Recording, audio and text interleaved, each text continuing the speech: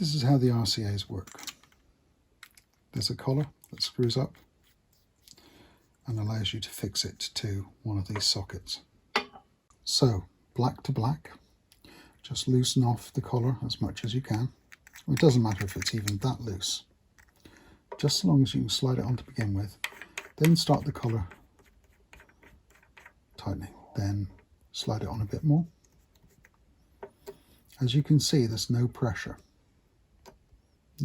at all. And that, once it's there, that's fixed. Notice I haven't gone tightened it up. That's absolutely not necessary. That's plenty tight enough there. To undo it, what we do is turn the collar this way and it starts to slide forwards, as you can see. So let's just undo the collar. And you can feel it's just gone very loose.